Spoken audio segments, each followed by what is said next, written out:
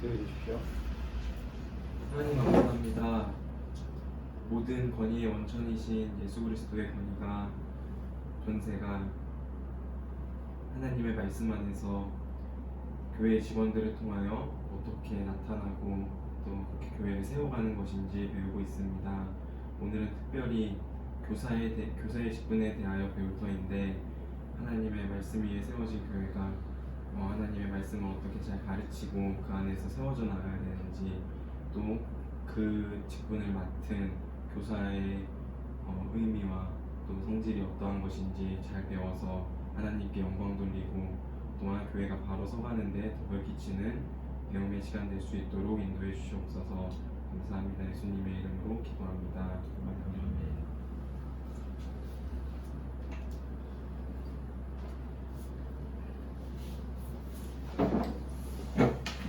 시작하면서 성경 한번 볼까요? 요한복음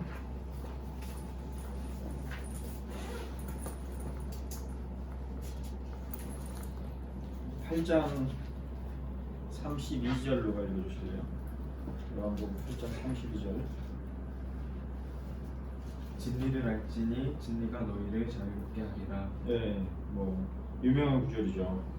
뭐 학교나 이런 데에도 잘 붙어 있는 그런 성경 구절인데, 자, 이 말이 무슨 말일까요? 진리가 너희를 자유케 하리라. 자, 이때 진리라는 것은 뭐겠어요? 뭐 헬라어 단어로는 알레데이아 뭐 이렇게 돼 있죠. 참된 것, 진리. 참된 것, 진리가 너희를 자유케 하리라 이렇게 돼 있어요. 그러면 진리가 뭐냐? 그죠? 진리가 뭐예요?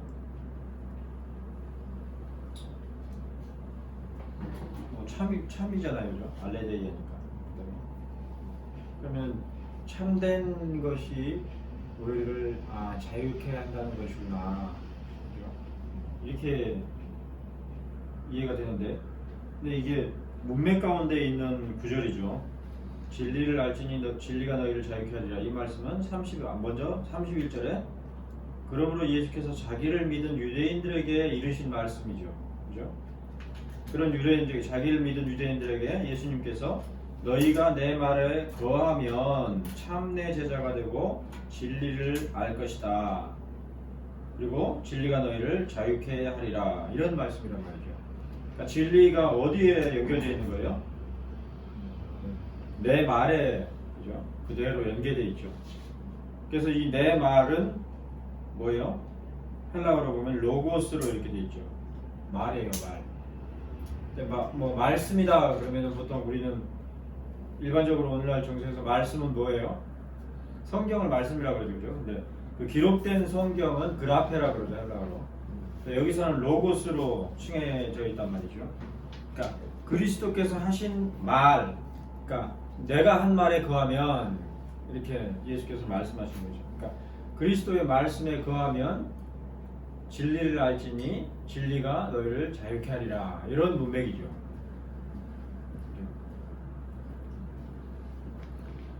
그러니까 이런 문맥 가운데서 누리는 자유가 무엇인가, 이 내용을 함께 나누면서 이제 그 5장을 시작하고 싶어서 말씀을 나눈 건데,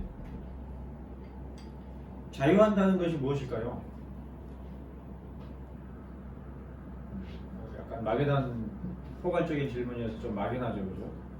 자유하게 한다 그러면은 그러면은 그리스도의 말씀이 어떻게 자유롭게 하는가, 이것과 관련해서 우리가 이제 좀 생각을 해보고 싶은 것이, 세상의 모든 일들을 보면 어떻습니까?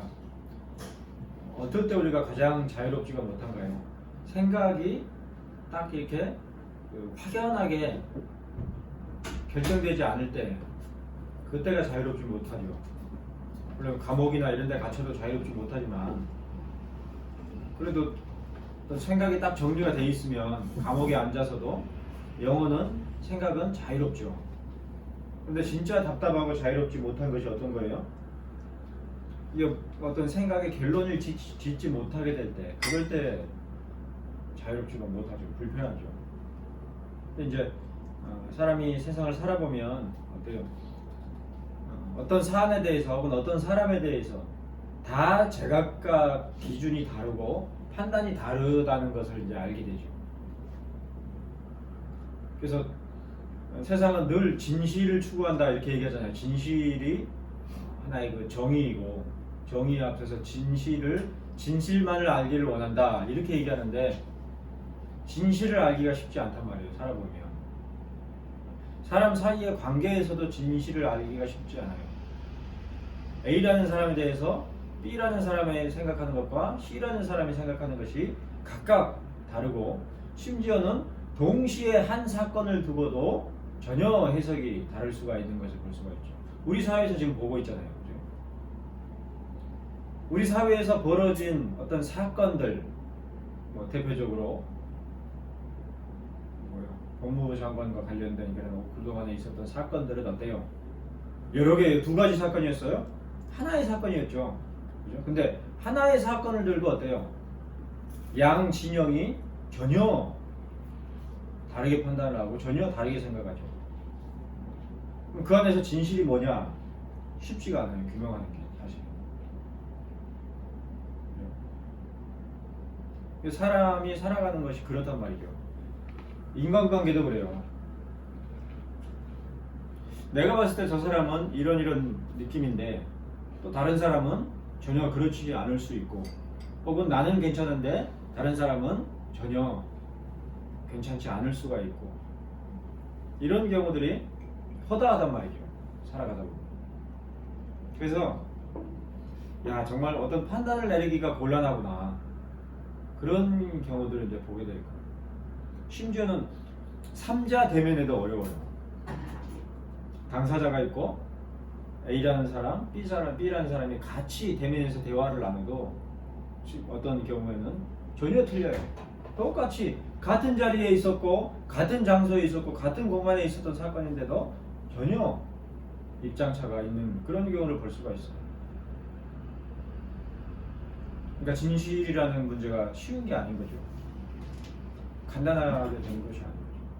심지어 그 현장을 다시 재생한다고 해도 간단하지가 않죠.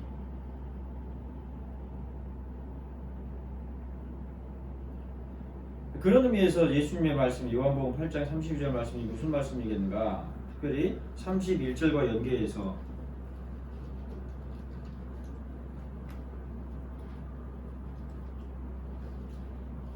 더군다나 34절에서 뭐라 그러냐면 죄를 범하는 자마다 죄의 종이다 이렇게 얘기를 하고 36절에서는 아들이 너희를 자유케 하면 너희가 참으로 자유하리라 이렇게 돼 있어요. 그러니까 전반적인 문맥이 자유케 하는 것은 어디에 대해 무엇에 대한 자유함이에요? 죄에 대한 자유함이죠. 그죠? 죄의 종로를 타는 것에 대한 자유함이고 그리고 아들이 주는 자유, 아들로 말미암는 자유는 뭐예요? 아들이 어떻게 해서 자유케 하느냐? 31절에 뭐라 그랬어요? 내 말에 거하면, 그러니까 그리스도의 말씀에 거하면 자유케 되리라 그 말씀이죠. 그 말이 문맥이죠, 그죠? 그러니까 이런 것 가운데서 그러니까 어떤 분명한 기준, 캐논을 제시해주는 그런 문맥이다 이렇게 볼 수가 있겠죠. 자, 이런 얘기를 하는 이유는 이 제2치리서가 그 당시의 시대 문맥 가운데서 시대적 배경 가운데서 그다음에 정치적인 또는 문화적인 종교적인 역학관계 가운데서 차선책으로 선택한 그런 치리서의 성격이 아니라는 것을 제2치리서 자체가 본문들에서도 밝히고 있고 오늘 우리들이 살펴보는 내용에서도 그 내용을 알 수가 있어요. 그런데 왜 예수님께서는 내 말에 거하라고 하셨을까? 더군다나 그라페가 아니라 로고스, 인격적인 말씀하신 것에 거하라 이렇게 얘기를 했을까? 그걸 죄하고 연결시켰죠. 그죠? 창세기 2장에서 시작된 죄는 어떤 성격이었어요? 어떻게 해서 죄가 시작이 됐죠? 들어왔죠? 선악을 예? 선악을 일반이 자유적으로 판단하는 것 처음부터 판단했던 건 아니죠, 그죠? 그 전에 뭐예요? 어떤 일이 있었어요?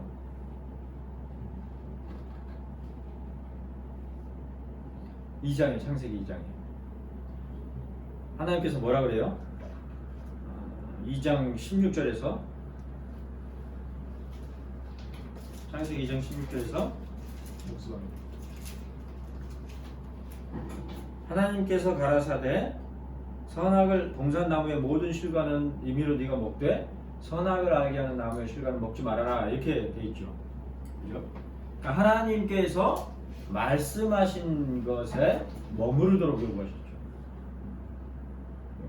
근데 그것에 머무르지 않고 그 말씀을 거슬러서 그 선악을 알게 하는 나무의 열매를 먹은 그 사건에서부터 이제 오리지널 신 모든 죄들이 파생되는 그런 성격을 언급하고 있고 요한복음에서도 마찬가지로 그런 맥락인 거죠. 주님께서 말씀하시는 거예요. 그러니까 한마디로 태초에 아담이 하지 못했던 것처럼 하나님의 말씀에 머무르지 못했던 것처럼 하지 말고 하나님이신 그리스도 예수 그리스도의 말씀에 머무르라. 내 말에 거하라. 이렇게 말씀하신 거죠. 그러니까 동일한 거죠, 조건이. 그러면 어떻게 된다고 그랬어요? 자유케 되리라. 아까 얘기했잖아요. 자유하지 못하단 말이에요. 똑같은 사건을 두고도 정반대로 보인단 말이죠. 똑같은 사람을 두고도 정반대 입장이란 말이죠. 그런 일이 우리 사는 세상에 비일비재한데 하나님의 그리스도의 말씀에 거하면 자유케 되리라. 그런 맥락에서 제2지리서도 그렇고 웨스트민스터 표준문서들도 그렇고 그런 바탕에서 다 기록되어 있는, 기술되어 있는 그런 문맥이죠. 자, 그런 문맥에서 그래서 창세기 2장 16절도 아마든데 이게 이제 그 헬라어 본문에서는 레곤, 로고스에서 파생된 말씀하신 걸로 그렇게 되어 있는 거죠. 자, 5장 교사와 그들의 직무 및 학교에 대하여 관하여 이렇게 되어 있죠. 근데 여기서 교사라는 것은 사실상 오늘날에는 그 모델이 신학교 교수라고 볼 수가 있지만 원래는 학교 교사들을 얘기하는 거예요. 그러니까 알다시피 원래 이제 근대 그러니까 유럽 사회에서 근대적인 학교의 시작은 어때요? 뭘 위해서 시작이 됐어요? 제네바에서 칼뱅이 학교를 강조한 것은 무엇 때문에 학교를 세웠어요? 기술 배워서 성공하게 하려고, 돈 많이 벌게 하려고, 또는 의학의 기술을 배워서 건강하게 하려고, 인류의 복지에 이바지하고자 학교를 세운 거예요? 아니란 말이죠. 하나님의 말씀에, 그리스도의 말씀에 머무르도록 하기 위한 수단으로서 학교를 세웠던 거죠. 그러니까 그런 바탕이 제2지리서에서도 동일한 배경으로 적용되고 있는 거예요. 그래서 교사인 거죠. 그래서 1항에 보면은 교사의 직분은 말씀의 사역을 하는 두 가지 일반적이고 영구적인 직분 중 하나다 그랬어요. 그러니까 목사만이 아니라 교사도, 학교에서 가르치는 교사도 말씀을 가르치는 그러한 직분의 성격으로 규정하고 있는 거죠. 그래서 이들은 선지자, 감독, 장로, 교리교사로 불릴 수 있으니 이는 그들이 교리와 종교의 기초를 가르치는 선생이기 때문이다. 이 내용이죠. 그러니까 교리와 종교의 기초를 가르치도록 세워진 자들이 학교의 교사라는 거죠. 그 교사들에 대해서 지금 언급을 시작하는 거죠. 그래서 칼뱅은 교사들은 권징을 하거나 성례를 집례하거나 경고하거나 권면해야 하는 책임을 지지 않으며 다만 성경을 해석하는 것에 대해서 책임을 진다. 그러나 목사의 직분은 이 모든 역할이 그 안에 다 포함되어 있다. 이렇게 되어 있어요. 그러니까 칼뱅의 이런 설명의 맥락은 왜 교사가 성례를 집례하거나 권징을 수행하지 권징을 하거나 성례를 집례하거나 권면하는 그런 목회적인 직무들을 수행하지 않도록 했는가 할 때에 교리와 종교의 기초를 가르치는 데 최대한 집중할 수 있도록 이런 성격이죠. 그에 반해서 목사들은 그러한 교사의 역할과 더불어서 이제 권징과 성례를 집례하는 그런 일까지도 다 담당하는 그런 성격이죠. 이러한 직분 혹은 직무의 구별은 특히 교사들이 교리와 종교의 기초를 가르치는 선생으로서의 역할을 더욱 충실하게 할 수 있도록 하려는 것이라 하겠다. 이렇게 설명이 되어 있죠. 그러므로 교사의 직분에 대한 104쪽에 성경과 교회사적인 근거는 선지자. 목사는 누구에 연계된다고 그랬어요? 사도 직분과 연계된다고 그랬죠. 감독, 장로, 교리교사에서 찾을 수 있을지라도 그들은 교리와 종교의 기초를 가르치는 선생으로서의 직무를 맡은 자로서 일반적이고 영구적인 직분으로 교회 안에 있는 것이다. 이렇게 되어 있으니까 이 교사도 항변직의 성격인 거죠. 그러니까 이러한 교리의 기초, 교리와 신앙의 기초를 가르치는 자가 항상 교회에 필요하다. 이렇게 되어 있는 거죠. 2항에 그의 직무는 목회자가 하는 것과 같은 어떠한 적용 없이 단순히 성경을 통해서 성령의 마음을 여는 것. 그러니까 이런 문맥에서 이제 권징이나 성례에 직접적으로 연계되지 않는 거죠. 성경을 통해서 성령의 마음을 여는 것으로 이를 통해 신실한 성도가 가르침을 받고 건전한 교리를 배우며 무지나 악한 의도로 인해 복음의 순수성이 부패되지 않도록 하기 위함이다. 이렇게 돼 있어요. 그러니까 이따가 또 7장로에 대해서 우리가 살펴볼 때 그때도 더 구체적으로 보강이 될 텐데 교회의 직분은 어때요? 유기적이에요. 유기적. 우리 신학에 있어서 독특한 성격이 유기적이라는 거예요.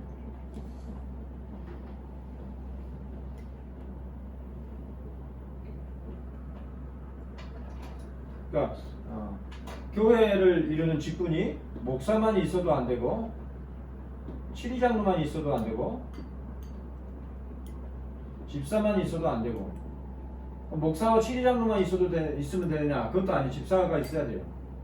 목사도 또 목사 안에서는 또 교사가 있어야 되고 그죠? 이게 다 유기적으로 다 연계돼 있어요. 보통은 이렇게 혹은 이렇게를 치료회라 그러죠.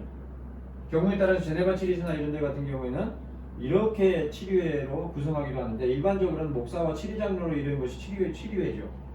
유기적으로 다 엮여 있단 말이죠. 그래서 어느 것 하나만 강조를 하거나 어느 것 하나를 등한시해버리면은 결과적으로 틀어지게 되는 거예요. 전체적인.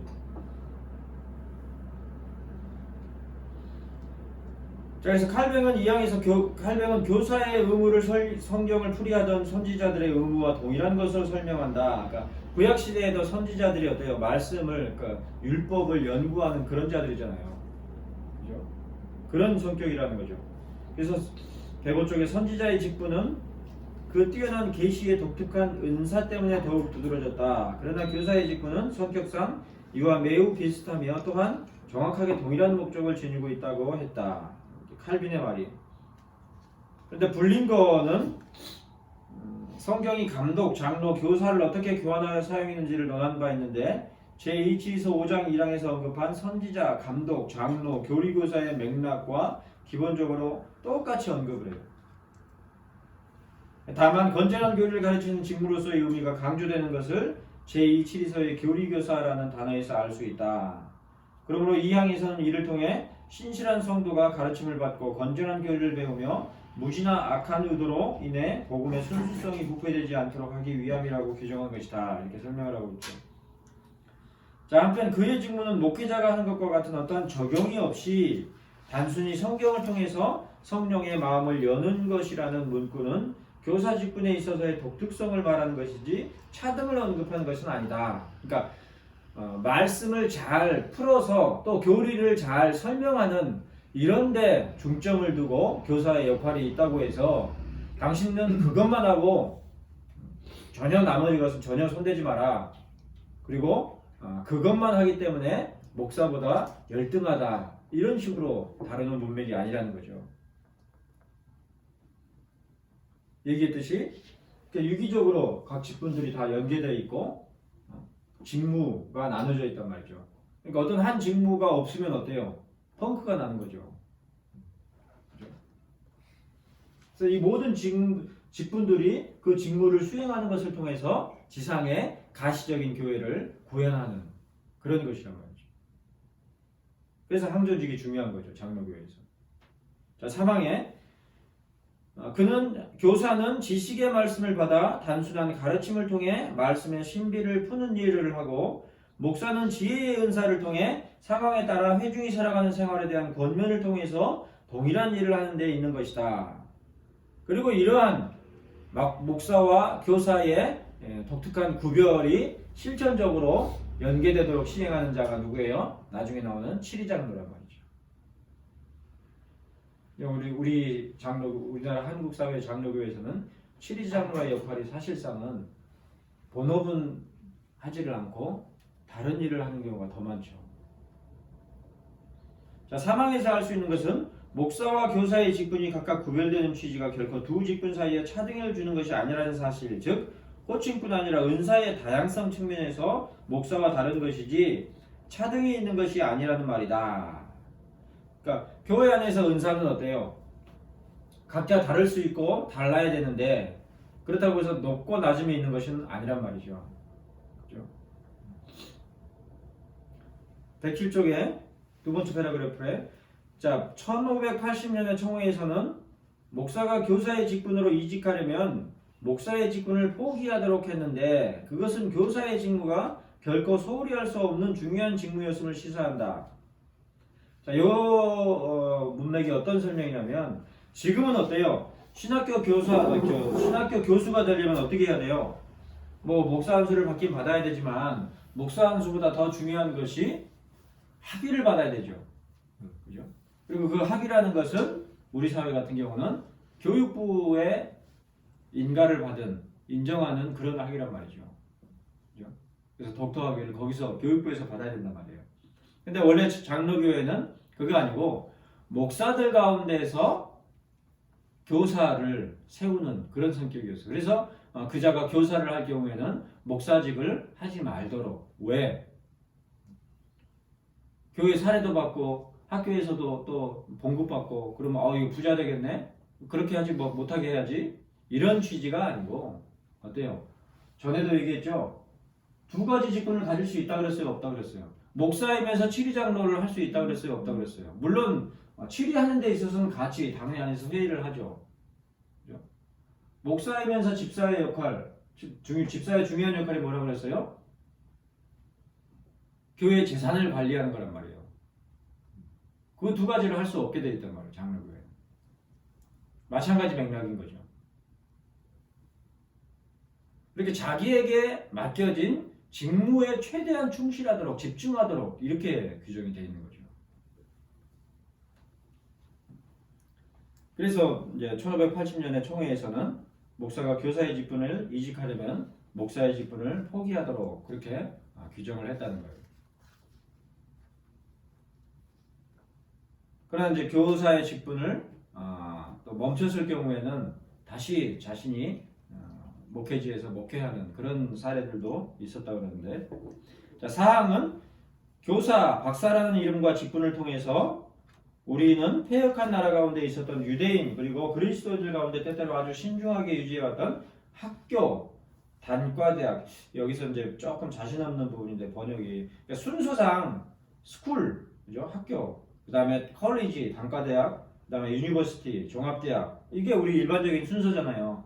근데 이 컬리지라는 말에는 그 꼴레주라는 불어에서 파생된 그런 성격이 있어요. 원래 이 꼴레주는 제네바 꼴레주 같은 경우도 이런 그 신학교적인 그런 성격이지만 수도원을 또 꼴레지라고 그래요.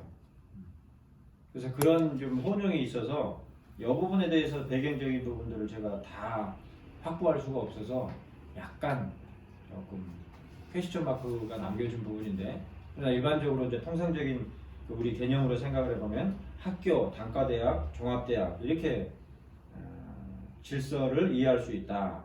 그러니까 이렇게 책에 그 시스템이 정착된 게 오늘날 그 학교 제도죠, 그죠? 초등학교, 뭐 중등학교, 고등학교, 대학, 그죠? 대학원 이렇게 있는 것과 같은 그런 맥락이죠. 그래서 학교에서의 신학과 교리 교육이 교사의 직무라는 사실이 여기서 사항에서 명백하죠. 108쪽에 애초에 학교들의 주요 목적은 신앙교육과 결코 무관했던 것이 아니다. 즉 학교에서의 신앙교육을 전담하는 직분이 바로 교사의 직분이었던 것이다. 그렇죠? 근데 이제 르네상스나 이런 그 근대화가 되면서 이제 점차 원래 그 주 목적이었던 신학이 배제가 되고 그냥 일반 학문, 뭐 법학이나 의학이나 과학 이런 쪽으로 그냥 가르치는 것이 학교가 되고 그렇게 돼버렸죠. 중간에 다만 교사들은 교회에서 목사와 장로들과 협력하여 성경의 교리를 밝히 드러내는 일에 참여할 수가 있었다. 한편 패역한 나라 가운데 있던 유대인이라는 문구와 관련해서는 교사 또는 해설자인 유대인 서기관들을 교회의 공적 교사들과 동일시에 썼던 칼뱅의 설명과 맥락을 같이 하는 언급이다. 즉 칼뱅의 설명에서 보자면 교사 직분의 성경적 기원은 선지자들뿐만 아니라 유대인 서기관들에게 적용될 수 있는 것이다. 이렇게 설명을 해놨습니다. 자, 그리고 109쪽에 1561년 제네바 시의 법규에 의하면 교사, 독터의 칭호는 학교 교육 직분이고 이와 관련하여 규정하기를 목회자에게 가장 가깝고 또 교회 통치에 가장 밀접한 단계, 디그리는 신학 강의로서 여기엔 구약과 신약이 있음이 좋을 것이다. 하지만 우선적으로 언어들과 인문과학으로 교육을 받지 않고는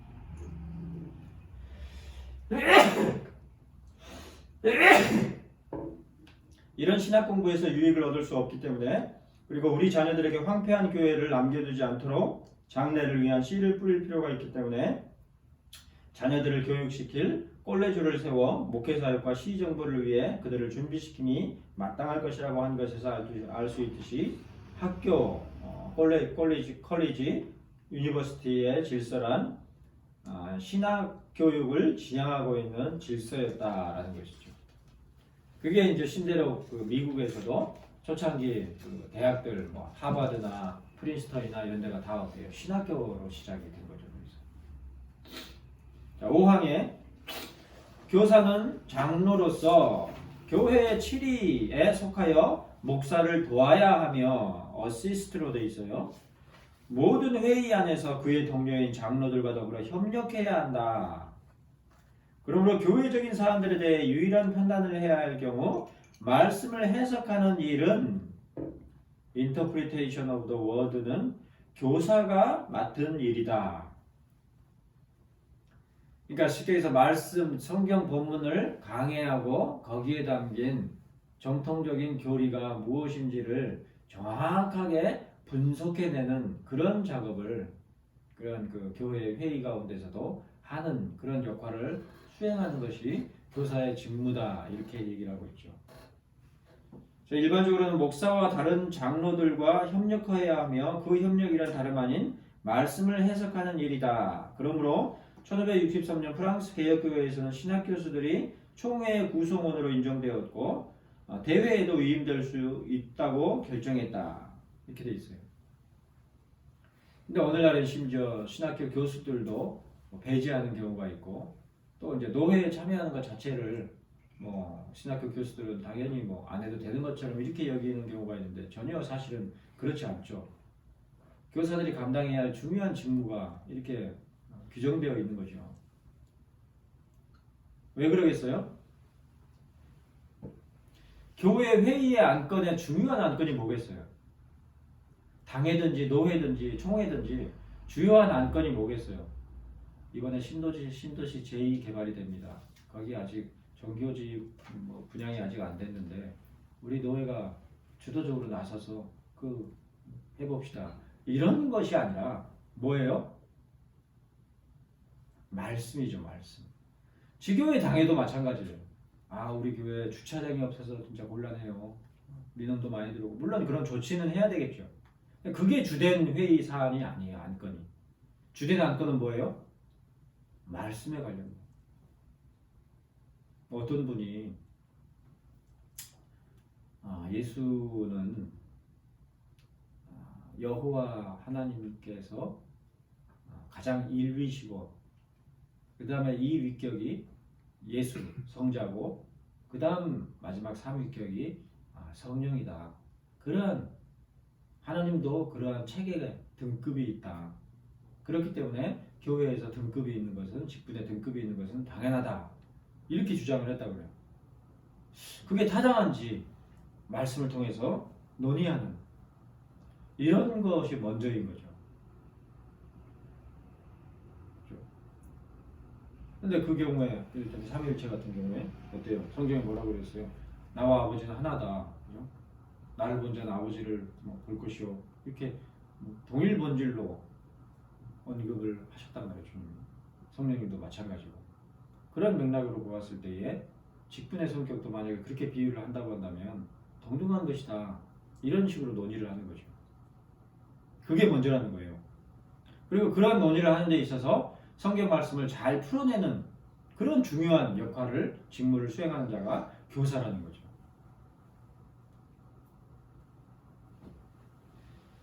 자, 110쪽에 하단에 그러나 칼뱅이 언급한 것처럼 교사와 목사 그리고 교사와 치리장로 사이에는 분명한 차이점이 있었는데 교사들은 권징을 하거나 성례를 집례하거나 경고하고 권면해야 할 책임을 부담하지 않고 부담하지 않는다 그랬어요. 하지 못하도록 하는 게 아니라 부담하지 않는다 그랬어요. 뭐 때문에요?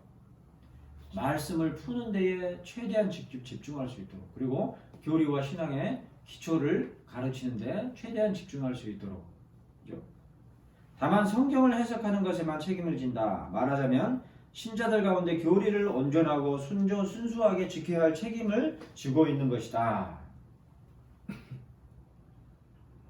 그러니까 이러한 그 제2치리서의 맥락을 따라서 만약에 교회가 운영되는 그런 교회가 있고 또 그런 교회 안에 어떤 그 닥터 신학 박사 학위를 가진 자가 있다고 한다면 그런 역할을 한다고 한다면 아주 모범적이겠죠.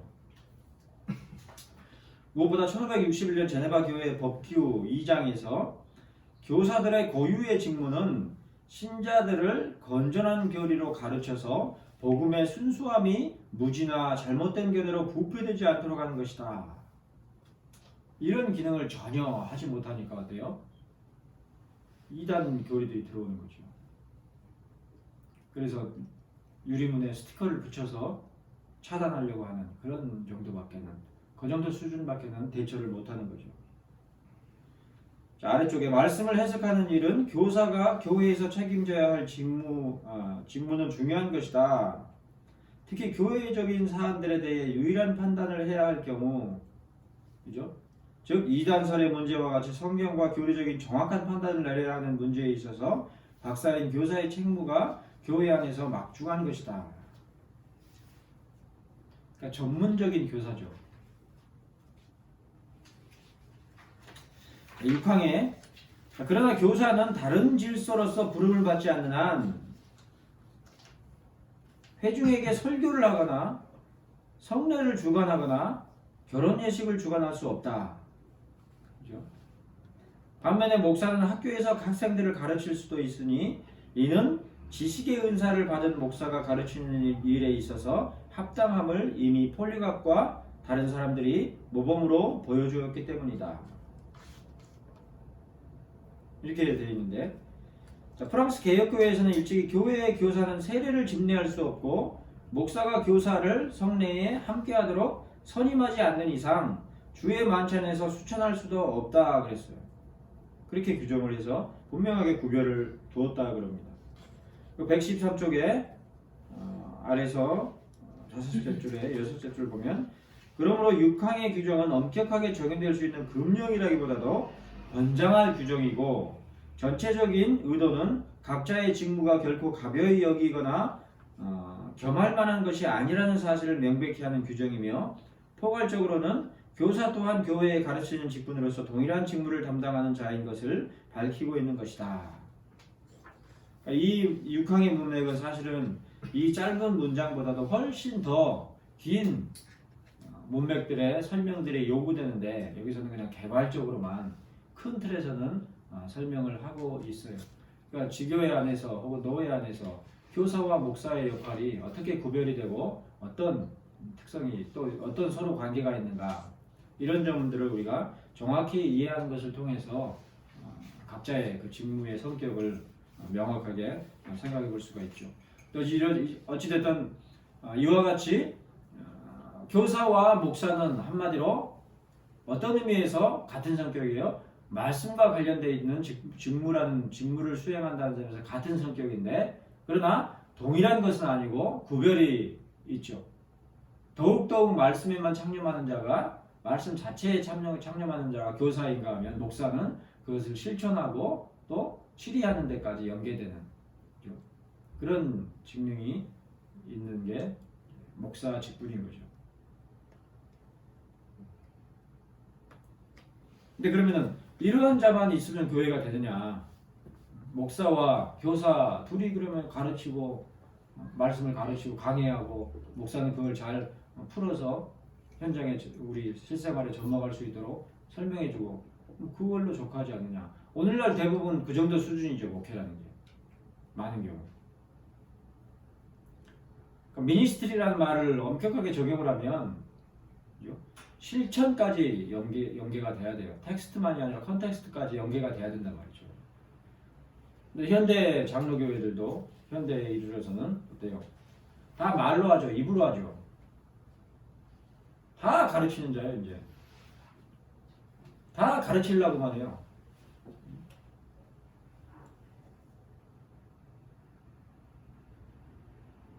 그러면은 뭐 예배당에 모여갖고 아멘하고 집에 가서는 그냥 띵가띵가 TV 보고 할 거 다 하고 이거 누가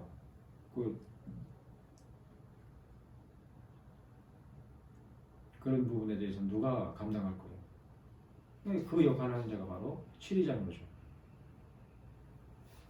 그래서 6항에서 곧장 장로와 그의 직무 근데 이게 Elders and their office 이렇게 제목이 이렇게 되어 있는데 여기서 이 제7의 독특한 점이 제7에서뿐만 아니라 유스트비즘도 그런데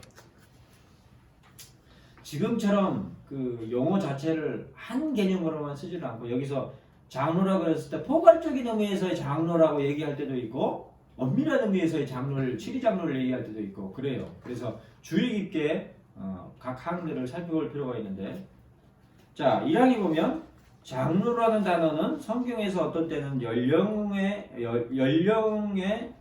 오타네요. 연령을 일컬으며 연장자를 얘기하는 거죠.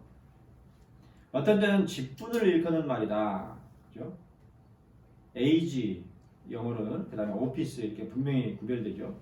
직분을 일컫는 경우에 종종 연장자 혹은 장로라 불리는 사람들처럼 시니어, 엘더 이렇게 불리는 사람들처럼 이들을 목사, 패스터와 박사, 덕터로서 포괄적 의미로 이해하기도 한다. 그러니까 포괄적 의미의 장로는 누구누구예요? 치리장로, 목사, 교사 이 자들을 다 장로라 칭하기도 한다. 요 얘기죠. 자, 루터는 장로라는 칭호에 대하여서 일반적으로는 나이가 많은 연장자를 의미하는 것이다 그랬는데 반해서 칼뱅은 루터와 달리 목사들과 교회 정치를 위해 임명된 모든 자들이 장로들로 지정되었다는 개념을 취했다. 그러니까 루터는 엘더 장로라는 말을 쓸 때에 시니어 개념을 주로 삼았는데 칼뱅의 경우는 그렇지 않고 오피스 개념을 직분의 개념을 먼저 두었단 말이죠. 그런 차이가 있다는 거죠. 즉 그들이 담당할 직무와 관련하여 택해지는 것이 바로 장로의 직분인 것이다. 그죠? 그래서 그런 의미에서 보았을 때에 꼭 그 시니어가 아니더라도 그 직무와 관련해서 목사도 장로라 불리기도 하고 또 치리하는 자들도 장로라고 불리기도 하고 그러는 거죠. 웨스트민스터 교회 정치에서는 장로를 어떻게 항목에서 어떻게 다뤄요? 엘더라고 이렇게 칭하지 않고 그 외에 치리자들 이렇게 돼 있죠. 룰러스로 이렇게 언급을 하고 있죠. 그러니까 그런 맥락인 거죠. 118쪽에 칼뱅은 직분과 관련하여 디모데전서 5장 17절에 근거하여서 장로의 직분을 두 종류로 분류한다 그랬어요. 즉 말씀으로 수고하는 자들, 목사죠, 그죠? 그리고 잘 다스리는 자들로 분류하는데, 잘 다스리는 자들로서의 장로는 말씀을 선포하지는 않으나 도덕적인 문제들을 감독하고 열쇠들의 모든 권세를 사용하도록 임명된 자들이라고 했다 그랬습니다. 그러니까 말씀에 근거해서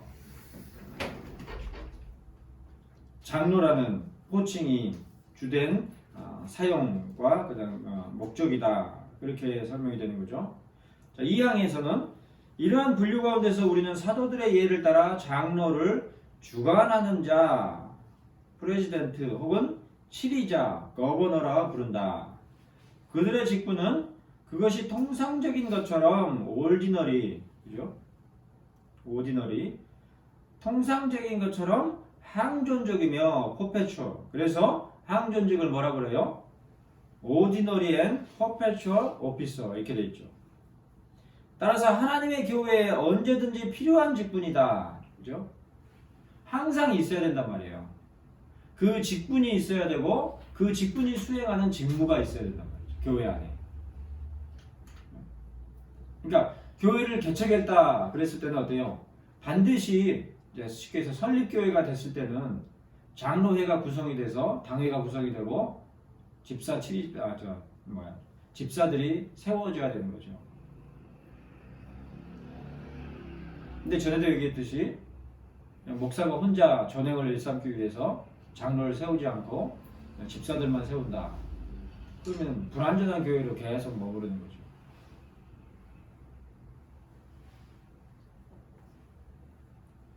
근데 장로직은 목회직과 마찬가지로 영적인 직분이다 그랬어요. 다스린다 그래서 당신 똑바로 해. 11조 금액이 모자라. 내가 다 세봤어. 다음 주에 그거 안 채워놓으면 감옥 갈 줄 알아. 이런 거 하는 사람이 아니란 말이야. 영적인 직분이란 말이죠. 장로가 그런 식으로 한 사람들이 누구예요? 로마 카톨릭에서는 그렇게 했죠. 중세시대에. 마녀 재판도 하고. 장로가 합법적으로 그 직분에 부름을 받았다고 한다면 하나님의 은사가 같은 실행을 위해 만난 것이기에 다시 그 직분을 떠나서는 안 된다, 이렇게 돼 있어요. 그러니까 오늘날 일부 개혁교회들 가운데서 그 화란 개혁교회 전통이 유입이 돼가지고 그 임기제로 장로들을 이렇게 운영하는 예들이 있는데, 제2치리사의 문맥은 아니죠. 분명히 여기서 뭐라고 되어 있어요?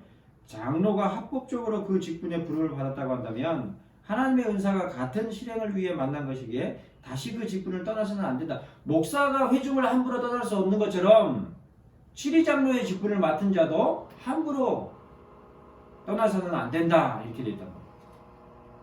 그리고 조금 내려가서 그들 중 일부는 합리적인 여지를 위해 다른 사람과 교제할 수 있다. 이 문맥은 더 돼 있죠.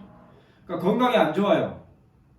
그런데도 불구하고 계속 하게 강요할 수는 없고, 그런 경우에는 조금 쉬게 하고 다른 치리장로를 세워서 그가 이렇게 그 직무를 수행할 수 있도록 그렇게 하는 경우는 있어도, 임기제는 제2치리사의 문맥에서는 전혀 합당하지 않다는 거죠. 각 회 중에 장로들의 수를 제한할 수는 없으나 성도의 필요와 지경에 따라 정해야 한다. 그렇죠? 로마 카톨릭이나 성공회 같은 경우는 어때요? 이것과 정반대죠. 딱 정해주죠.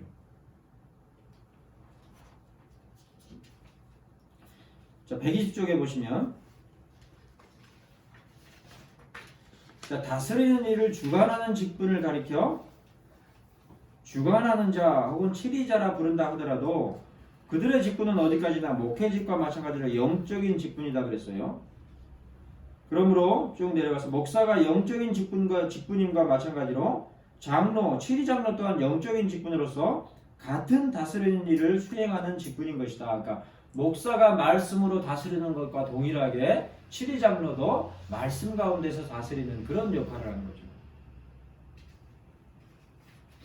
121쪽에 첫 번째 패러그래프 하단부에 보면 중반부 넘어가서 1582년의 총회에서는 노회에서 치리권을 행사하기 위한 표결의 경우에 목사나 박사의 수보다 치리장로의 수가 적어야 한다고 규정했다.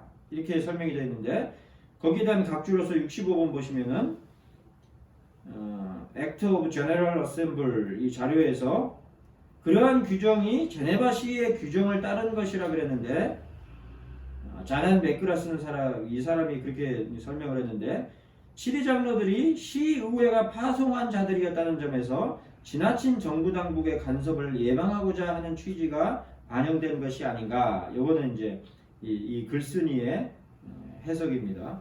그러니까 제네바 시의 경우에는 그 시의회하고 교회 치리회하고 거의 긴밀하게 너무 긴밀히 연계가 돼 있어서 시의회에서 그 지교회의 당회나 노회의 이런 그 장로도 파송하는 그런 정도였단 말이죠. 그런 부분에 대한 그 문제점을 보완하고자 하는 그런 맥락으로 이 항을 이해해 볼 수 있다는 거죠.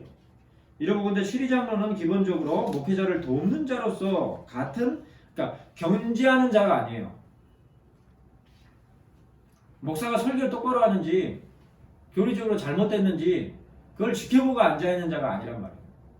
협력자예요. 협력자. 물론 목사가 교리적 일탈을 한다고 했을 때에 그것에 대해서 1차적으로 이의제기를 할 수 있는 자는 치리장로죠. 장로죠. 기본적인 관계는 서로 그렇게 견제하는 그런 관계가 아니라 서로 돕는 그런 형태로 되어 있단 말이에요. 이게 계속 반복돼요. 두 관계가. 아까 교사와 목사의 관계도 어떻다 그랬어요? 서로 돕는 관계로 되어 있었죠. 그죠? 서로 협력하는 관계지 서로 견제하는 관계가 아니란 말이에요. 집사도 마찬가지예요.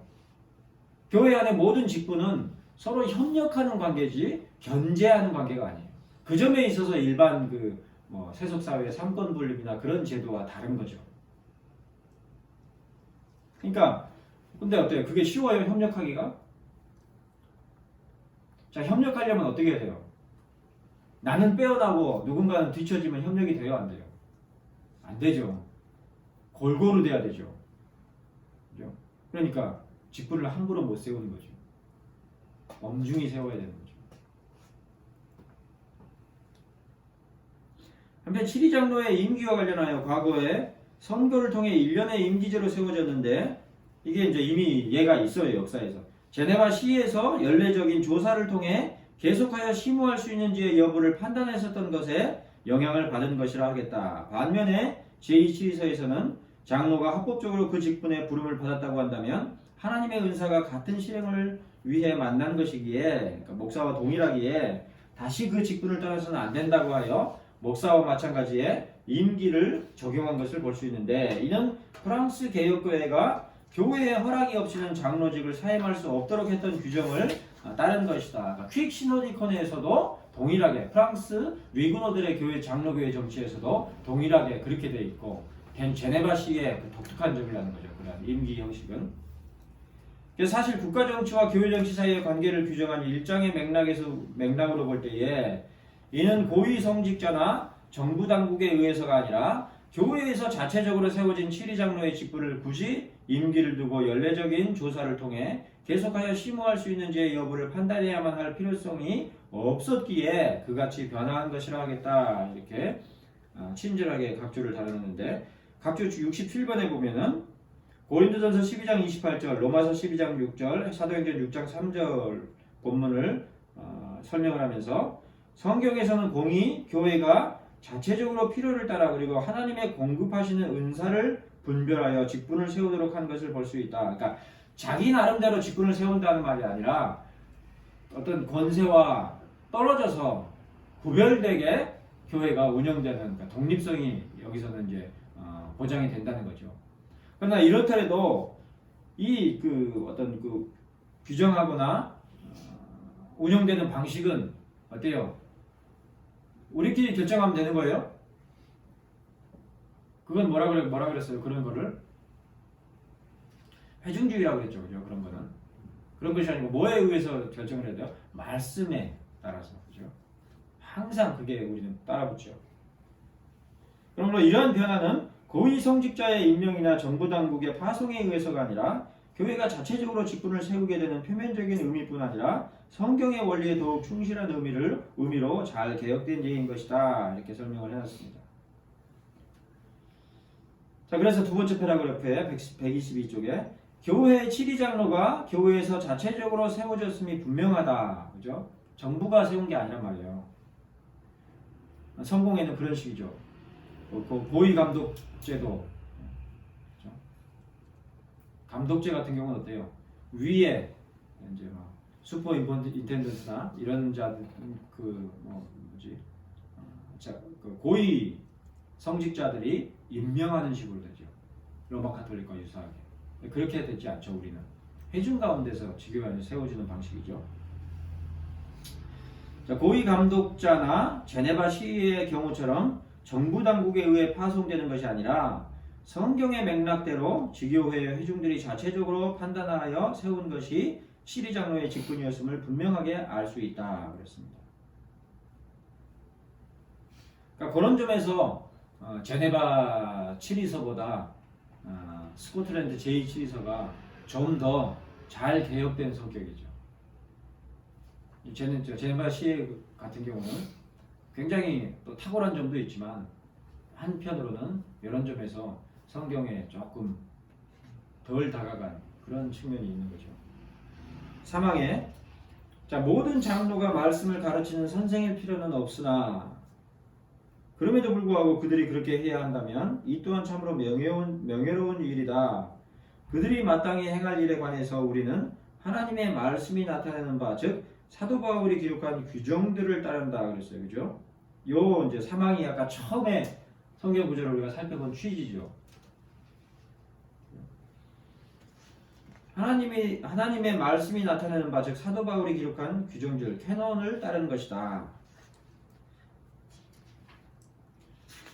자, 우리는 하나님의 말씀이 나타내는 바, 즉 사도 바울이 기록한 규정들을 따른다는 문구는 개혁자들이 높이 평가를 받지 못했던 사도적 관습들, 그러니까 로마 카톨릭은 어때요? 이 사도적 관습이 아주 중요해요.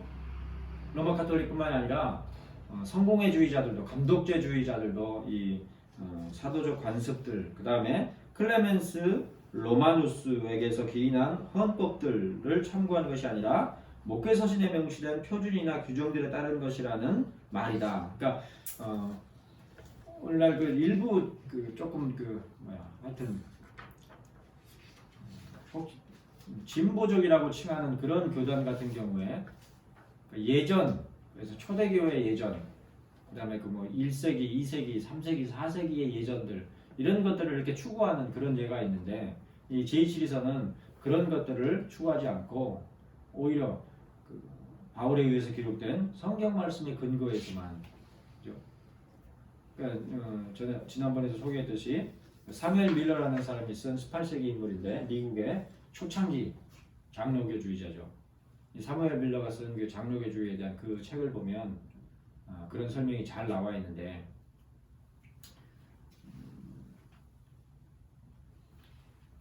감독제가 인정받을 수 없는 것은 성경의 감독제에 대해 감독제도 그러니까 감독이 없다는 말이 아니고 감독이란 말은 있죠. 분명히 신약성경 안에. 근데 감독제의 그 감독하고 틀리죠. 주교를 얘기하는 거죠. 그죠? 비숍.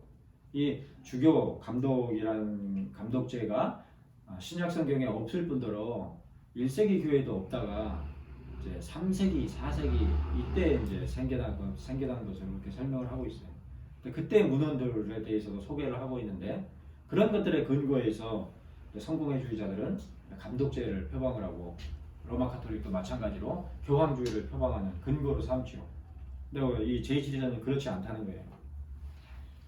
자, 124쪽에 그러므로 제2치리서를 작성하는 취지와 맥락은 하나님의 말씀에 명시된 표준이나 규정들에 따르는 맥락이다.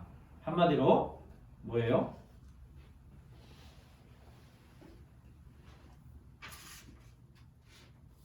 PPR인데 유스 드림이죠. 하나님의 말씀에 언급하는 교회 정치가 장로교회 정치다. 이렇게 우리는 보고 그렇기 때문에 장로교회 정치를 표방하는 것이지 우리들끼리 규약으로 정해서 이렇게 하는 것이 그래도 제일 성경적인 교회 정치다. 이런 맥락이 아니란 말이죠.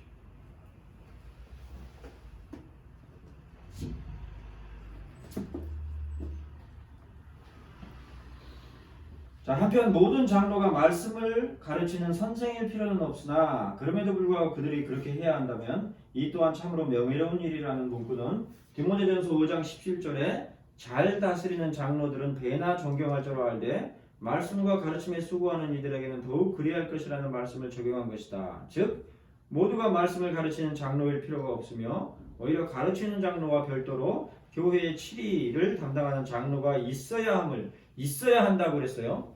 있으면 좋다가 아니라 있어야 해요. 항존직이에요. 또한 그럼에도 불구하고 장로들 가운데 별도로 말씀을 가르치는 직무를 감당하는 장로가 있어야 한다면 이 또한 교회에 잘 다스리는 장로의 직무와 같이 참으로 명예로운 일이라는 것이다. 그러니까 목사든지 치리장로든지 다 명예로운 것이죠. 물론 그처럼 두 종류의 장로가 구별되게 있어야만 하는 것은 편리에 의한 것이 아니에요. 우리 싸우지 말고 우리 역할을 나눠서 역할 분담해서 합시다. 서로 견제하지 말고 이런 게 아니란 말이죠. 그런 것이 아니라 하나님의 말씀에 있는 표준과 규정들을 따른 것이다. 즉 사도적 관습들과 클레멘스 로마누스에게서 기인한 헌법들을 참고하여 언급하고 있는 것이 아니라 목회서신에 명시된 표준이나 규정들에 따라 언급하고 있는 것이라는 거죠. 그러니까 제2치지서는 이런 맥락으로 전체 제2치지서의 프레임이 전체 장들이 채워져 있다. 이렇게 소급해서 적용할 수 있는 거죠. 자, 4항에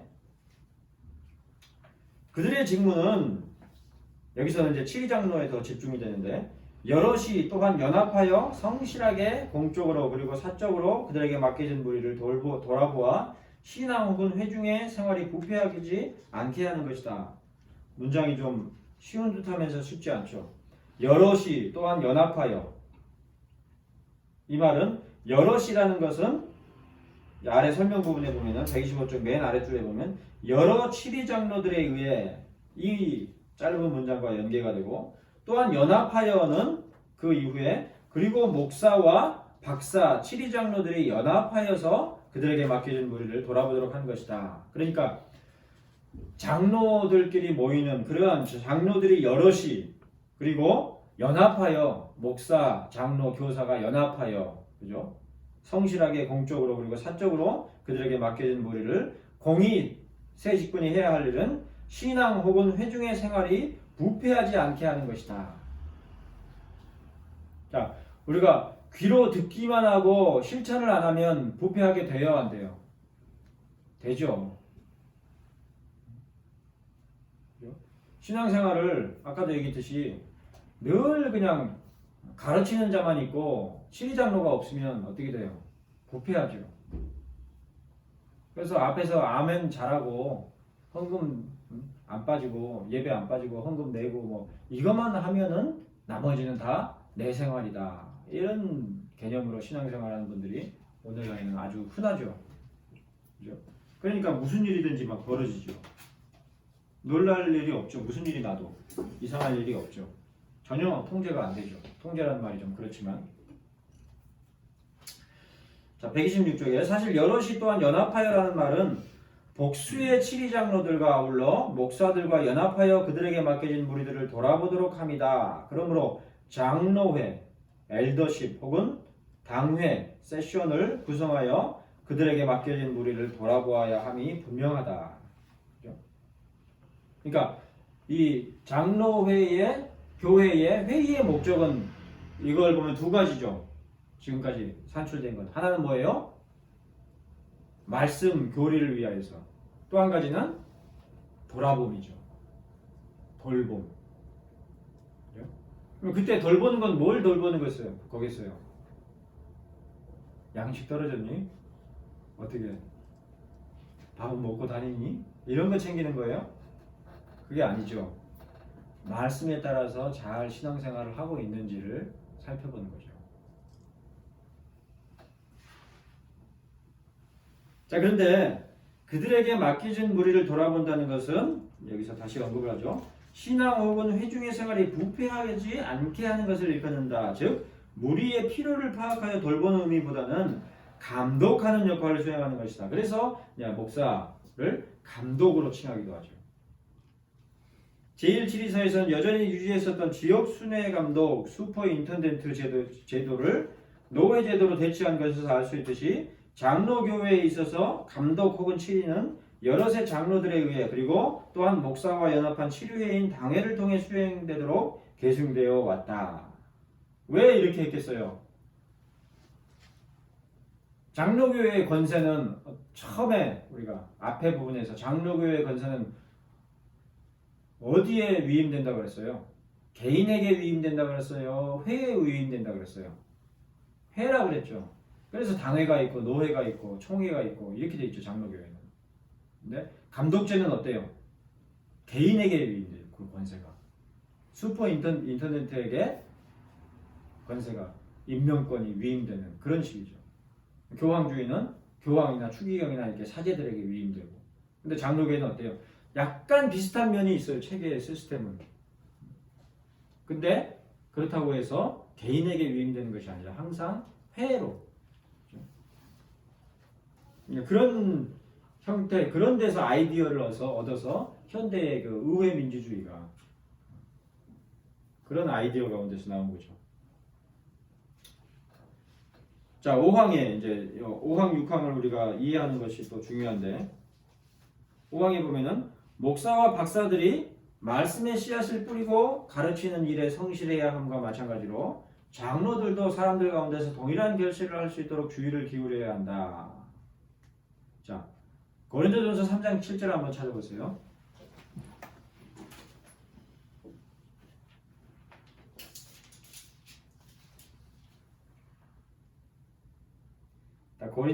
고린도전서 3장 7절에 뭐라고 되어 있습니까? 그런즉 심는 이나 물 주는 이는 아무것도 아니로되 오직 자라나게 하시는 하나님뿐이니라 이 말씀이죠. 그렇죠?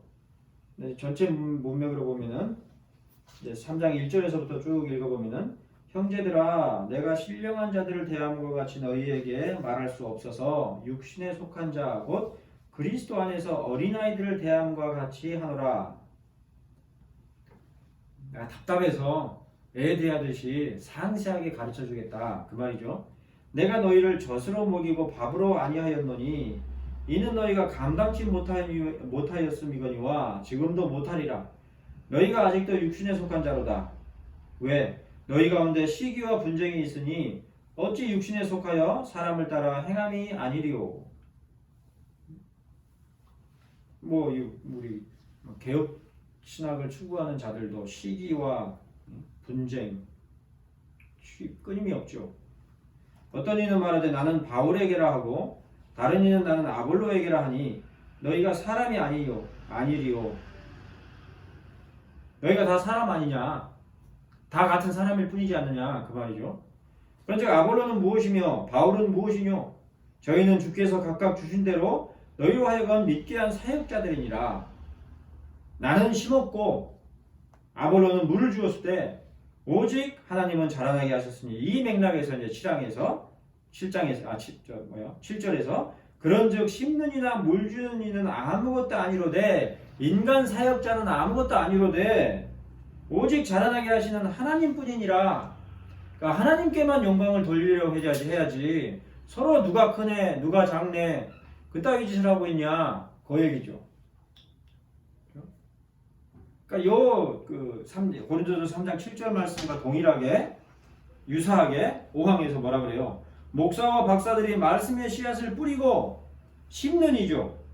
가르치는 일에 성실해야 함과 마찬가지로 장로들도 사람들 가운데서 동일한 결실을 할 수 있도록 주의를 기울여야 한다. 뭐예요? 물 주는 이죠. 목사와 교사가 씨 뿌리고 장로들이 물 주고 자라나게 하는 분은 누구예요? 하나님이시죠. 그러니까 하나님께서는 하나님이 다 하시지 않으시고 어때요? 너는 씨 뿌려라. 너는 물 줘라. 내가 자라게 하겠다. 이런 방식으로 사용하신단 말이죠. 그러니까 서로 이런 의미 서로 동역자죠. 협력자들이죠. 그죠? 씨를 뿌려야 물 줄 거라도 있지. 아니 씨를 뿌리면 뭐예요? 물을 줘야 씨가 자라지. 서로 그러고 있는 게 아니죠. 그죠? 씨 뿌리는 자건 물 주는 이건 자기 역할을 하는 것이고 자기 직무를 수행하는 것이고 자라나게 하는 이는 하나님이시란 말이죠. 그러니까 그런 관점으로 보면 어때요? 아니, 목사가 아무리 씨를 뿌리면 뭐예요? 물을 안 주면 다 말라버리죠. 길가에 뿌린 거랑 똑같죠. 그죠? 시리 장로가 말씀대로 이렇게 잘 좀 실천을 하는지 두루두루 돌아보고 이렇게 물 주는 작업을 해야 교인들이 생각 외로 우리는 전적으로 부패하고 타락했단 말이에요. 신자라고 해도 어때요? 그게 속기 쉽죠. 예배합니다. 찬양합니다. 주님 영광 받으소서. 주님 할렐루야. 이러고 나면 집에 가면은 막 거룩해져 있을 것 같지만은 그러고 가서 집에 가서 어때요? 아 택배 안 왔네. 그런 게 사람이란 말이죠. 집에 가면 풀어지고 그런 부분들을 누군가가 그래서 이제 회중들로 같이 모이는 거죠. 사실은 조금 다른 얘기지만 그래서 뭐 가난 뭐 교인 신자 뭐 그런 데 사실은 신자가 아니죠. 그런 자들은 항상 교회를 학교를 떠나서 신자라고 부를 수 없는 거예요. 그렇죠? 어찌됐든 이제 5항에서 우리가 분명하게 알 수 있는 것은 심는 이로서 목사와 박사의 역할이 직무가 분명히 있고 또 물 주는 이로서 장로들의 직무가 분명히 언급이 되고 있더라. 또 6항에는 이는 목사가 주님의 만찬으로 나오는 자들을 면밀히 살필 수 있도록 돕는 것 이제 설명이 나옵니다. 그리고 병자를 신방하는 것이다. 자, 6항은 누구의 직무예요? 앞에서 5항에서 언급한 두 직분 가운데 누구의 직무를 얘기하는 거예요? 네, 목사와 박사들이 아니라 장로들이죠. 7위 장로들. 그죠? 그러니까 5항과 6항을 같이 우리가 살펴보는 것은 그렇게 각각 직무가 나눠지는데 특별히 7위 장로는 어떤 직무인가 이렇게 돼 있죠. 그러니까 신방을 하는 자가 사실은 가장 많이 하는 자가 7위 장로가 신방을 해야 되는 거죠. 그래서 이제 지금도 네덜란드에 대해서 자꾸 안 좋게만 얘기했는데 이제 좋은 얘기하면 파란 그 개혁교회들 보면은 성찬 전에 반드시 장로가 신방을 해서 그 가정이 성찬에 참여하기에 합당한지를 분별하는 그런 역할을 맡도록 그렇게 되어 있단 말이죠. 1618년에서 1619년 도르트 총회에서 받은 교회 정치 질서 악타라 그러죠. 악타에서는 장로의 직무에 관해 장로들의 직무는 유익한 조언과 권고로 말씀 봉사자들을 돕도록 언급했다 그랬어요. 근데 이제 좀 뭐 이게 라틴어로 돼 있어서 라틴어 본문을 정확히 찾아봐야 되겠지만 이렇게 허순길 박사님이 번역을 해놓으신 그걸 이제 참조를 해서 여기 첨부를 해놨는데 유익한 조언과 권고, 그죠? 권고로 말씀 봉사자들을 돕는다, 그죠? 이런 맥락인 거죠. 7위 장로가 목사와의 관계에 있어서 역할 가운데 하나가 그렇게 언급을 했는데 또한 웨스트민스터 장로교회 정치 형태와 목회자 임직에 관한 문서 또한 교회를 다스리는 다른 사람, 이 7위 장로라고 얘기하지 않고 룰링 엘드라고 얘기하지 않고 교회를 다스리는 다른 사람 이상하게 호칭을 해놨어요. 거기 보면 하여튼 그런 소제목 가운데서 7위 장로에 대해 그 사람은 목회자와 공동으로 교회 정치를 해야 한다. 목사 혼자 해야 된다가 아니란 말이에요. 공동으로. 그러면서 6항에 목사가 주님의 만찬으로 나오는 자들을 면밀히 살필 수 있도록 돕는 것이라는 말은 바로 그 같은 맥락의 문구다. 그러니까 목사가 성찬을 준비하고 성찬을 집례한다면 7위장로는 두루두루 성도들을 신방해서 주님의 만찬에 참여하게 부족한 자가 없는지 그 역할을 해야 된단 말이죠.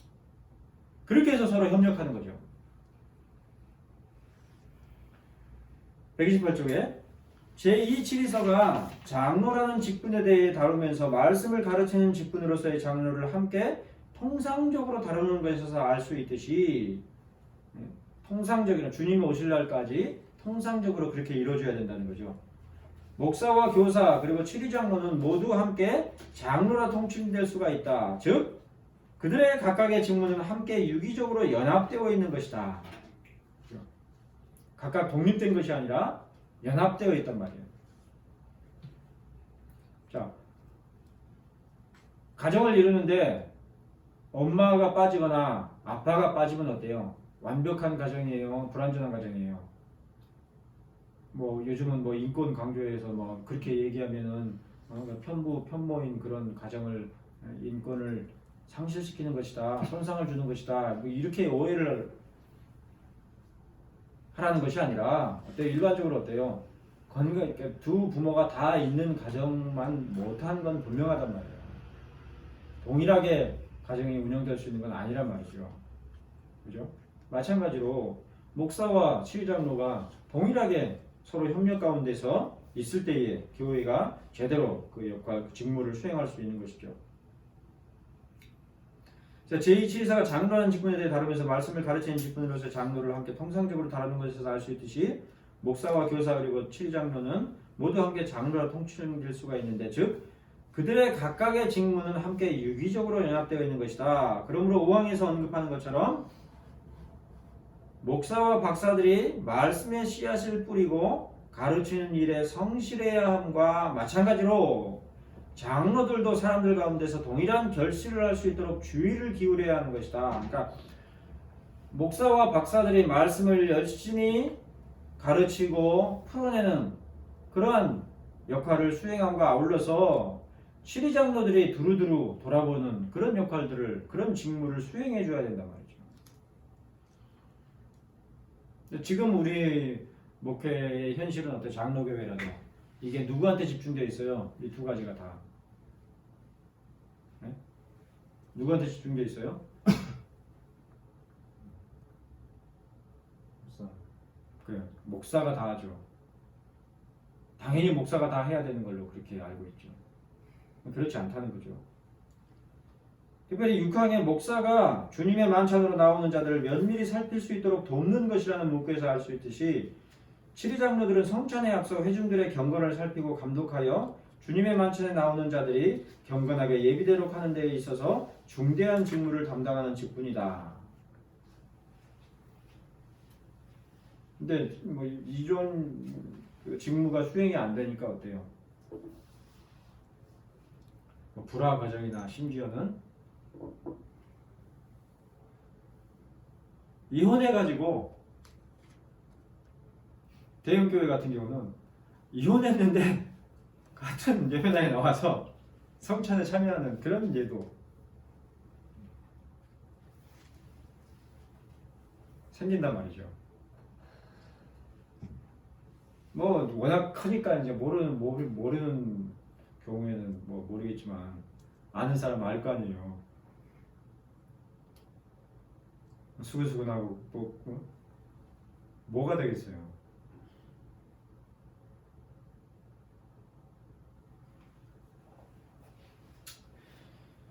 특별히 6항에 목사가 주님의 만찬으로 나오는 자들을 면밀히 살필 수 있도록 돕는 것이라는 문구에서 알 수 있듯이 치리장로들은 성찬에 앞서서 이를 경건하게 살피고 감독하며 주님의 만찬에 나오는 자들이 경건하게 예비되도록 하는 데 중대한 직무를 담당하는 직분이다. 그러므로 개혁교회들에서는 성찬이 있는 주간에 필수적으로 치리장로들이 각 가정을 신방하여 주의 만찬에 대한 예비와 준비를 잘 하도록 감독하는 역할을 수행하도록 했다. 그러니까 시찰 역할을 한 거죠. 노예 같은 이렇게 돌아보는 거죠. 근데 이것도 어때요? 지금은 유명무실화되니까 어때요? 그 시즌이 있죠. 신방 시즌이 그때 몰아서 하죠. 몰아서 하니까 좀 서운한 감도 있고 좀 이렇게 좀 송구스러운 감도 있고 그러니까 어때요? 음식을 상다리가 부러지게 차려놓죠. 그러니까 먹자파냐. 먹다 끝나. 그럼 통과. 또 다음 신문 가면 또 복잡하니고 이런 식이죠.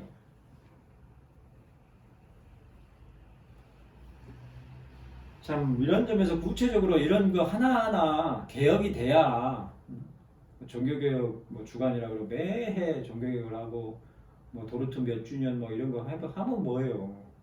구체적인 거 하나하나 전혀 시정이 안 되는데.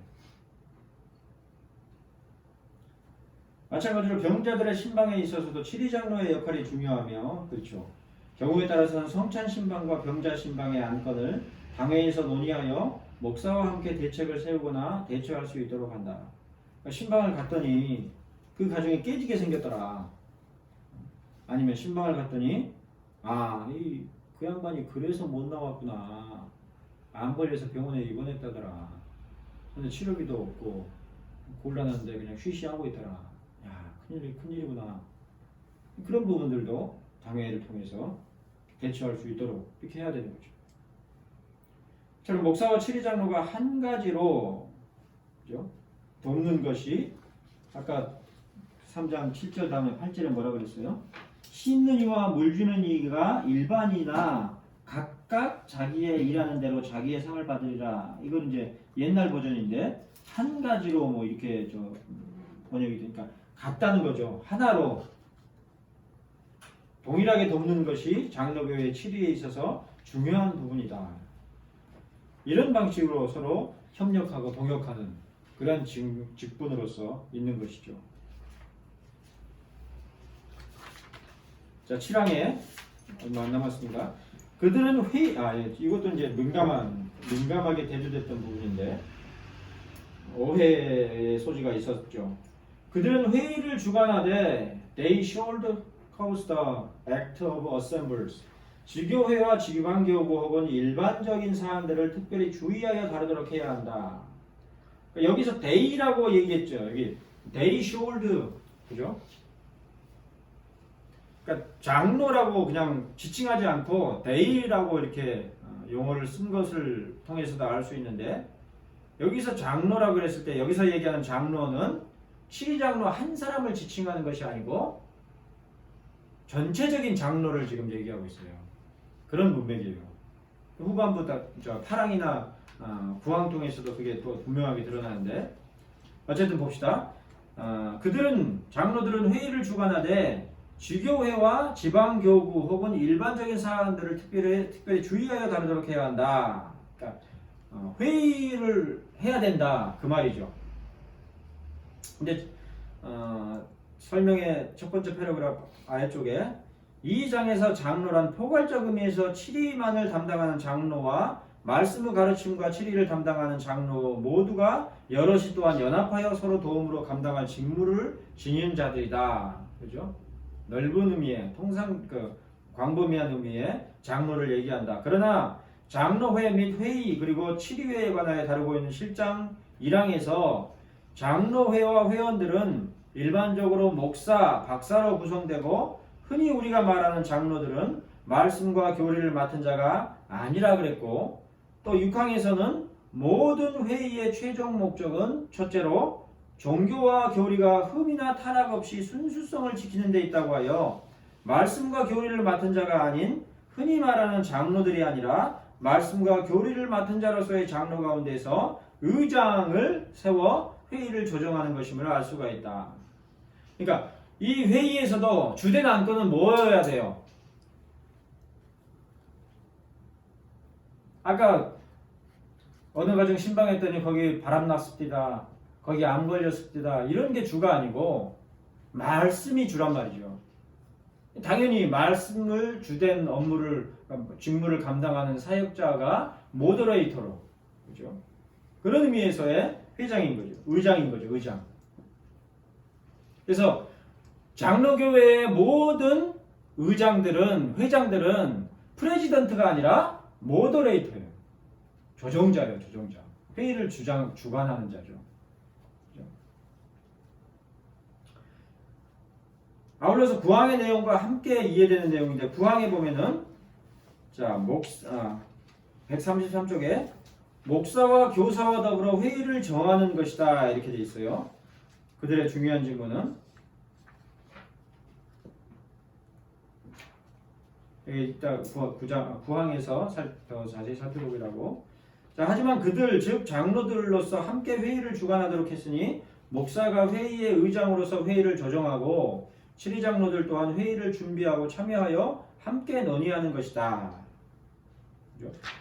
그래서 각주 74번에 보면 웨스트민스터 장로교회 정치 형태와 목회 임직에 관한 문서에서도 3장 1항에서 이 모임 회의에서 어셈블리에서 그 직무는 말씀과 교리에서 수고하기로 되어 있는 목사가 그 회의 과정에서 의견을 조정하는 것이 가장 사리에 맞다. 이렇게 분명하게 명시하고 있죠. 이렇게 문맥적으로 봐야지 신앙을 오해하지 않는 거죠. 마치 치리장로가 당회나 노회의 의장이 될 수 있다고 생각하는 그런 오해를 예방할 수가 있는 거죠. 자, 한편 그러한 회의의 범위와 관련해서 지교회와 지방교구 혹은 일반적인 사안들이라는 문구에서 알 수 있듯이 지교회, 지방 그리고 더욱 넓고 일반적인 범위, 제너럴로 단계적으로 확장되는 그런 회의체를 언급하고 있죠. 그죠? 무슨 말이에요? 당회, 노회, 총회 그 얘기죠. 그죠? 단계적으로 확장되는 거죠. 상위가 아니에요, 원래는. 뭐 상위란 말을 써도 크게 문제될 건 없는데 상위 그러면 더 높다. 그래서 권세가 더 많다. 이렇게 오해의 소지가 있는데 그것이 아니고 단계적으로 확장되는 개념이라는 거죠. 회의체의 성격이. 8항. 자, 그들은 복음의 규율을 따라 자신이 맡은 회중을 권면하는 일에 부지런해야 한다. 그들에 대한 개별적인 권면으로 교정이 되지 않는 경우에는 장로회 Assembly of the Eldership에서 논의하도록 한다. 성경 말씀 그대로죠. 가서 조용히 권면해보고 안 되면 두세 사람과 함께 권면하고 그 다음에 교회에 얘기를 하고 그것도 안 들으면 어떻게 하라고 했어요? 쫓아내라 그랬죠. 자, 두 번째 패러그래프. 무엇보다 8항은 마태복음 18장 15절로 17절 말씀에 기록하고 있는 바와 같이 은밀하게, 그죠? 아무도 모르게 조용히 가서 그렇게 하면 안 돼. 그리고 사적으로 16절, 그리고 공적으로 17절 권면하도록 했으니 신앙에서 언급한 치료회의 단계적 확장과 같이 8항에서도 개별 교회에서의 치리 또한 단계적으로 확장되도록 규정하고 있다. 이로보건대 단계적 회의체들과 개별 지교회의 단계적으로 확장되는 권면의 의도가 권면하는 일에 부지런함에 있는 것임을 알 수 있다. 즉 어떻게 해서든 권면하여 시정하고 교정할 수 있도록 하는 데에 그 의도와 목적이 있는 것이다. 무슨 말인지 알겠죠? 그러니까 한 사람이 안 되면 두 사람, 두 사람이 안 되면 세 사람, 두세 사람이 안 되면 교회에서 공적으로 당회를 통해서 그렇게까지 어떤 식으로든 돌려놓으려고 애를 쓰는 거죠. 그러니까 그런 의미에서 출교의 목적도 뭐예요? 에이, 얘는 불렀어. 나가! 이게 아니란 말이에요. 집 나가봐야 고생인 걸 알죠. 그죠? 돌아온 탕자와 같이 되는 거를 유도하는 그런 맥락이죠, 사실은. 권징이라는 출교라는 것도. 그죠?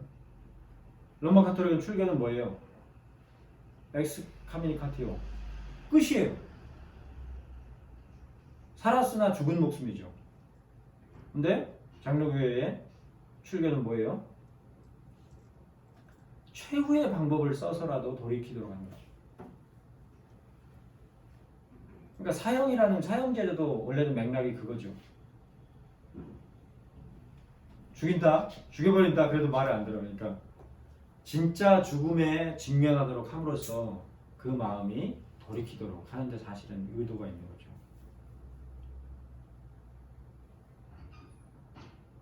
그런 것들이 다 이제 희석돼 버리고 없어져 버리니까 지금은 어때요? 사형제도 반대, 사형제 폐지, 인간이 어떻게 인간을 죽이냐 이런 윤리의식만 있는 수준인 거죠. 자, 9항에 그들의 중요한 직무는 건전한 질서를 세우고 치리를 시행하기 위해 목사와 교사와 더불어 회의를 정하는 것이다. 회의에 참여한 모든 자들은 그들의 의제의 범위에 다 함께 참여해야 한다. 그러니까 회의 빠지면 안 되는 거죠. 노회 빠지면 안 되는 거예요. 목사가. 장로교회 목사가. 여기서 모든 장로들의 중요한 직무가 개별 교회 회중을 돌아보고 권면하는 권징의 성격만이 아니라 전체 교회의 질서를 세우고 치리를 시행하기 위한 회의를 정하는 것에까지 이름을 규정하고 있다. 그렇죠? 특별히 그러한 회의에 참여함에 있어서 모든 장로들은 그들이 다루는 의제의 범위를 넘어가거나 무관심함이 없이 다 함께 동참하도록 규정하고 있어서 마치 개별 교회의 치리와 권징을 위한 당회 혹은 노회에서 열심히 당사자를 권면하여 교정될 수 있도록 노력함과 같이 전체 교회의 질서를 세우고 치리를 시행하기 위한 회의에 있어서도 모인 그들의 수가 얼마이든지 간에 성실하게 동참하도록 했다. 그러니까 당회만 건져나가는데 목적이 있는 것도 아니고 노회만 목적이 있는 것도 아니고 총회까지 성실하게 참여하는 것을 통해서 그 총회적으로 교단적으로 건전함을 경건함을 유지하는데 힘쓸 수 있도록 그런 목적으로 회의체가 있는 거죠.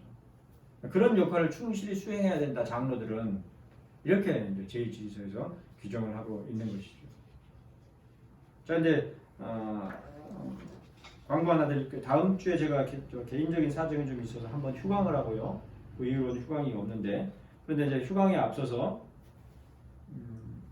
아까 집사를 치리회에 포함시키는 경우도 있고 일반적으로는 당회 치리회에 포함시키지 않는다 그랬죠. 그죠? 네. 제2치리에서는 어떤 맥락일까요? 제네바 치리회 같은 경우는 집사를 포함시키기도 했고 일부 역사에서는 그런 예들이 종종 있는데 제2치리에서는 어떤 성격일까요? 포함시키는 걸까요? 안 시키는 걸까요? 50%. 시킨다? 안 시킨다? 안 시켜요? 네, 이 순서를 보면 알 수 있어요. 7장에서 5장 집사가 나와야 되는데 집사가 안 나오고 장로회 및 회의 그리고 치리회가 나요. 이렇게 다루고 있어요. 그러니까 치리회는 목사, 박사, 치리장로 이렇게만 기본적으로 제2치리서는 그렇게 언급하고 있는 거죠.